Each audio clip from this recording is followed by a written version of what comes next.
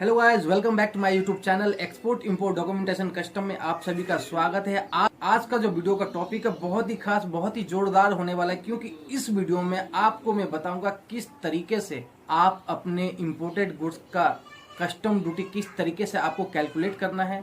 किस तरीके से आप कैलकुलेट करेंगे कि मेरे जो इंपोर्टेड गुड्स हैं, जो मैंने इंपोर्ट किए हैं या मैं इंपोर्ट करने वाला हूं, उस पे मुझे गवर्नमेंट को कितना टैक्स देना है। जी हाँ, तो मैं आपको बता दूं कि इस वीडियो को देखने के बाद आपको YouTube पे किसी भी तरीके के वीडियो देखने की जरूरत नहीं है, क्योंकि ये वीडियो देखने के बाद आप बहुत ही ज्यादा क्लियर हो जाएंगे किस तरीके से इंपोर्ट ड्यूटी की कैलकुलेशन होती है और गवर्नमेंट जो है किस तरीके से हमारे गुड्स के ऊपर कस्टम ड्यूटी कैलकुलेट करती है और कैलकुलेट करने का जो फॉर्मूला है किस तरीके से अप्लाई करती है, और गवर्नमेंट जो है किस वैल्यू के ऊपर कस्टम ड्यूटी चार्ज होता है, और क्या क्या टैक्सेस हैं जो आपके इंपोर्टेड गुड्स के ऊपर गवर्नमेंट चार्ज करती है। आपको बहुत दिनों से इंतजार था कि इंपोर्ट ड्यूटी से रिलेटेड यानी इंपोर्ट ड्यूटी का जो कैलकुलेशन है किस तरीके से किया जाता है। तो इस वीडियो को देखने के बाद आपके जो भी डाउट्स हैं वो सारी चीजें मैं यहाँ पे क्लियर कर दूंगा, पॉइंट टू पॉइंट मैं आपको बताऊंगा। इसके बाद यकीन मानिए आपको यूट्यूब पे या किसी से आपको पूछने की जरूरत नहीं है कि किस तरीके से इंपोर्ट ड्यूटी का जो कैलकुलेशन है किस तरीके से होता है। मैं यहाँ पे क्या करूंगा, आपको प्रैक्टिकल करके दिखाऊंगा। एक्सेल शीट बना रखी है मैंने, उस पे मैं आपको बिल्कुल प्रैक्टिकल करके बताऊंगा। उसके बाद जो है आप एक एक पॉइंट बहुत अच्छी तरीके से आप समझ जाएंगे। स्टेप बाय स्टेप मैं बता दूंगा। यदि आप मेरे चैनल पर नए हैं और पहली बार मेरी वीडियो को देख रहे हैं तो वीडियो को शुरू से लेके एंड तक देखें। देखने के बाद यदि आपको लगता है कि ये वीडियो आपके लिए हेल्पफुल है, तभी आप चैनल को लाइक एंड सब्सक्राइब करें या कोई कमेंट करें। यदि आपको थोड़ी सी भी चूक रहती है कि इसमें ऐसी चीज है जो मिसिंग होगी, तो आप कमेंट के जरिए आप मुझे इन्फॉर्म करें। आइए बिना किसी देरी के मैं अपने वीडियो को स्टार्ट करता हूँ। सबसे पहले हम यहाँ पे जानते हैं गवर्नमेंट जो है कौन से वैल्यू के ऊपर कस्टम ड्यूटी चार्ज करती है। तो मैं आपको बता दूं, गवर्नमेंट जो है एसेसेबल वैल्यू के ऊपर जो है कस्टम ड्यूटी चार्ज करती है। यहाँ पे क्या है, आप इंपोर्ट कर रहे हैं, आपको पता है कि मेरे गुड्स के ऊपर कितनी कस्टम ड्यूटी लगेगी, कितनी जीएसटी लगेगी, ये सारी चीजें आपको यहाँ पे पता है। ठीक है, एसेसेबल वैल्यू की मैं यहाँ पे बात कर रहा था। तो मेरी जो ये शिपमेंट है CIF मैंने यहाँ पे इम्पोर्ट किया हुआ है। ठीक है, CIF टर्म एंड कंडीशन के अंदर, इनको टर्म्स के अंदर मैंने यहाँ पे इम्पोर्ट किया है।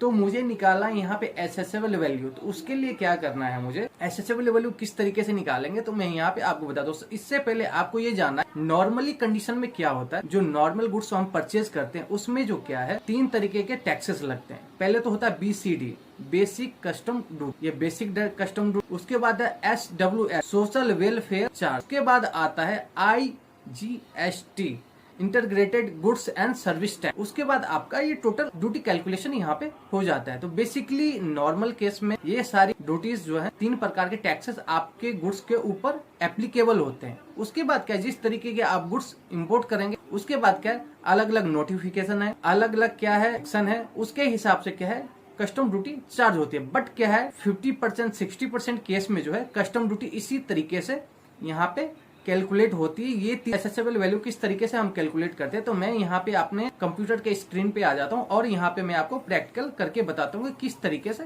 होता है। आइए बिना किसी देरी के यहाँ पे देखते हैं किस तरीके होता है। ठीक, इंपोर्ट कस्टम ड्यूटी कैलकुलेशन। तो मेरी जो, जैसे कि मैंने यहाँ पे आपको बताया था कि इंपोर्ट ड्यूटी का जो कैलकुलेशन है वो एसेसेबल वैल्यू के ऊपर होता है। तो एसेसेबल वैल्यू जो है हम किस तरीके से हम यहाँ पे कैलकुलेट करेंगे। तो सबसे पहले क्या है, मैं अपने इनवॉइस पे चला जाऊंगा। ठीक है, इनवॉइस जो मेरी यहाँ पे है उसकी जो क्वांटिटी है 25,240 यानी 25 टन 240 किलो की जो है यहाँ पे क्वांटिटी है। रेट जो है पर डॉलर के हिसाब से 1965, ठीक है, पर टन के हिसाब से यहाँ पे रेट है। तो इनवॉइस वैल्यू टोटल यहाँ पे कैलकुलेट हो जाएगी। तो मैंने यहाँ पे मल्टीप्लाई कर दिया और ये आ गया टोटल 49,596.60 यानी 49,596.60। ठीक है, एक्सी रेट जो है यहाँ पे, एक्सचेंज रेट की मैं यहाँ पे बात करूँ तो एक्सचेंज रेट क्या है, यहाँ पे 2 तरीके के एक्सचेंज रेट होते हैं।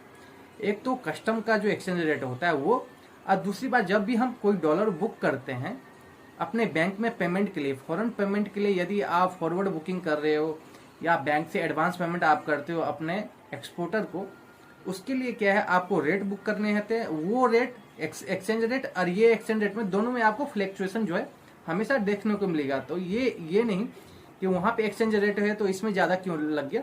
कस्टम ड्यूटी का जो एक्सचेंज रेट होता है वो यहाँ पे अलग होता है। तो यहाँ पे एक्सचेंज रेट जो है, जब मैंने बिल ऑफ एंट्री फाइल की थी तब का जो एक्सचेंज रेट है 83.40 है। उसके बाद क्या है, जो भी इनवॉइस वैल्यू है उससे ये एक्सचेंज रेट है, इसको मल्टीप्लाई कर दूंगा। मल्टीप्लाई करने के बाद क्या है, जितना भी वैल्यू आता है, यानी जितनी भी वैल्यू आती है INR में, ये क्या है एसेसेबल वैल्यू जो है INR में आ जाएगा। यहाँ पे INR में जो है, INR में ये एसेसेबल वैल्यू जो है आपकी NIR में आ जाएगी, यानी इंडियन रुपीस में आ जाएगी। इसके ऊपर जो है कस्टम ड्यूटी यहाँ पे चार्ज होगा। ठीक है, मेरी एसेसेबल वैल्यू जो यहाँ पे आ गई है 41,36,356.44। ठीक है, ये मेरी एसेसेबल वैल्यू आ गई। यहाँ पे मैंने कोड दे दिया है 1। मैंने किस लिए कोड दिया है 1 वो आपको आगे पता लग जाएगा। ठीक है, उसके बाद जो है यहाँ पे BCD बेसिक कस्टम ड्यूटी, मेरे गुड्स के ऊपर जो है BCD यानी बेसिक कस्टम ड्यूटी कितना लगा।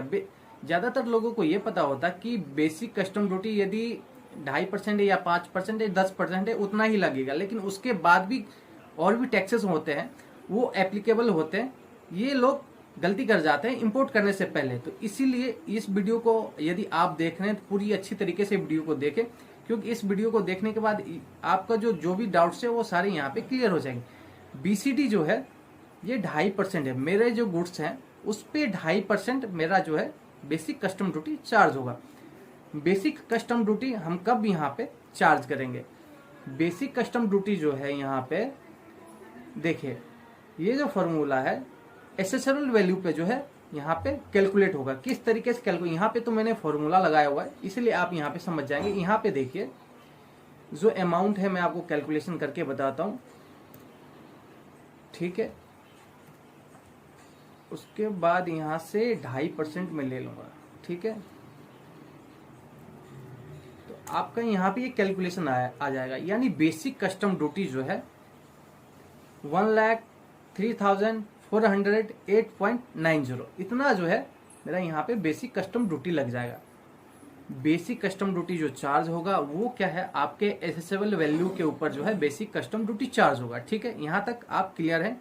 यदि आपको कहीं भी कोई डाउट लगता है तो आप कमेंट सेक्शन में कमेंट करके आप मुझे बता सकते हैं या पूछ सकते हैं। ठीक है, उसके बाद SWSC social welfare charge.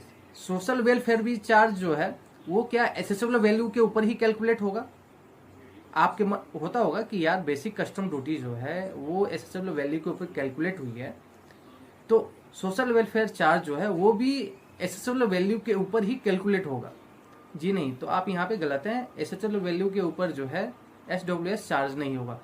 Social welfare जो चार्ज होगा, आपका जो बेसिक कस्टम ड्यूटी जो निकला है उस पे क्या एसेसेबल वैल्यू आपका 10% निकालना है, यानी आपकी बेसिक कस्टम ड्यूटी 1,03,408.90 आई है। ठीक है, उस पे क्या है SWS हम चार्ज करेंगे 10%, क्योंकि यहाँ पे क्या है परसेंटेज में लिखा हुआ है ऊपर में, जैसे कि रेट ऑफ टैक्सेस मैंने परसेंटेज डाल रखे हैं यहाँ पे। तो आपको कैलकुलेट करना है 10%, किस पे, बेसिक कस्टम ड्यूटी पे आपको यहाँ पे चार्ज करना है। ठीक है, तो आप यहाँ पे चार्ज करेंगे कि आपका जो गुड्स है ये आ गया इंटू 10%। तो यहाँ पे देखिए 10,340.89। ये जो है SWS का अमाउंट जो है यहाँ पे आ चुका है। तो हमने यहाँ पे देख लिया कि बेसिक कस्टम ड्यूटी जो है किस तरीके से चार्ज किया जाता है। उसके बाद जो है SWS सोशल वेलफेयर जो हमने निकाला है अपने बेसिक कस्टम ड्यूटी के ऊपर 10% हमने निकाला है। ठीक है, उसके बाद यहाँ पे क्या है उसके बाद क्या है, यहाँ पे हम ऐड कर देंगे यानी जोड़ देंगे। किस किस को हम यहाँ पे ऐड करेंगे वो चीजें यहाँ पे देखिए। एक तो क्या है, पहला आपकी जितनी भी एसेसेबल वैल्यू है, आपकी एसेसेबल वैल्यू कितनी है 41,36,356.44, ये आपका एसेसेबल वैल्यू यहाँ पे मैंने लिख लिया। उसके बाद क्या है, आपकी जो बेसिक कस्टम ड्यूटी है उसका कितना अमाउंट है, आपका बेसिक कस्टम ड्यूटी का अमाउंट है 1,00,000। इसको यहाँ पे मैं कैलकुलेट कर लेता हूँ।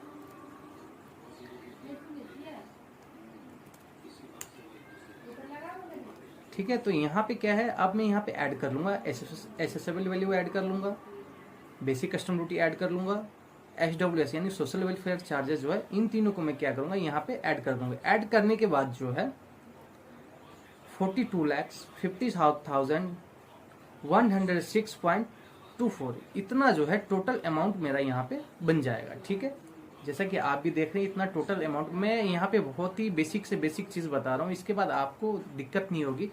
हो सकता है वीडियो थोड़ी लंबी बन जाए, लेकिन आपको यदि आता है किस तरीके से कैलकुलेशन करते हैं तो आप वीडियो को शुरू में ही स्किप आप हो सकते हैं यहाँ पे। ठीक है, टोटल वैल्यू मेरी यहाँ पे आ गई।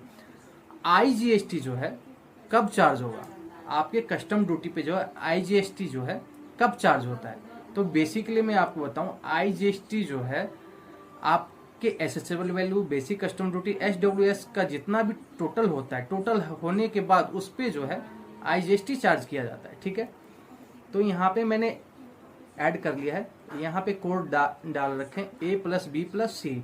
ए में आ गया एसेसेबल वैल्यू, V में आ गया बेसिक कस्टम ड्यूटी, C में आ गया सोशल वेलफेयर चार्ज। इन तीनों को मल्टीप्लाई, इन तीनों को मैं क्या करूंगा ऐड कर दूंगा, यानी प्लस जोड़ करूंगा, यहाँ पे मैं जोड़ दूंगा। ठीक है, यहाँ पे मैंने कोड डाल दिया है। उसके बाद क्या है 42,000 50,000 के ऊपर जो है 18% मेरे गुड्स के ऊपर जो 18% IGST एप्लीकेबल होगा। तो ये भी मुझे क्या है अपने कस्टम ड्यूटी के साथ मुझे पे करना है। बाद में क्या है जब मैं अपने GST की रिटर्न फाइल करूंगा उसमें क्या मुझे रिवेट मिल जाएगा, उतने का मुझे क्रेडिट मिल जाता है। ठीक है, तो ये आपका एज इट इज आपके रिफंड हो जाते हैं। लेकिन एट ए टाइम यदि आप कोई भी शिपमेंट इंपोर्ट कर रहे हो तो आपको क्या टैक्स के रूप में गवर्नमेंट को क्या है आपको पेड करना पड़ेगा यहाँ पे। ठीक है, IGST जो है यहाँ पे पेड करना है। तो मैं जो IGST निकालूंगा टोटल, मैं यहाँ पे आपको पहले बता देता हूँ करके, आपको लगेगा। ठीक है, 42,50,106.24। ठीक है, ये आ गया। इस पे क्या है 18% आपको कैलकुलेट करना है। ठीक है, 18%। तो टोटल क्या है यहाँ पे 7,65,019 रुपये 12 पैसे, यानी 7,65,019 रुपीज 19.12 इतने का क्या है आपका IGST अमाउंट बन गया। ठीक है, अब यहाँ पे क्या है IGST आपको पता चल गया है कि मेरे गुड्स के ऊपर जो है इतना IGST लग जाएगा। उसके बाद क्या है मुझे कैलकुलेट कर लेना है क्या क्या टोटल ड्यूटी जो है यहाँ पे। अब जैसे कि total import duty payable custom duty, तो आपको जो फाइनली अमाउंट यहाँ पे आएगा वो अमाउंट जो है आपको पेड करना है। तो इसमें क्या क्या करूंगा मैं, बेसिक कस्टम ड्यूटी, ठीक है, उसके बाद क्या है सोशल वेलफेयर चार्ज, ठीक है, उसके बाद आपका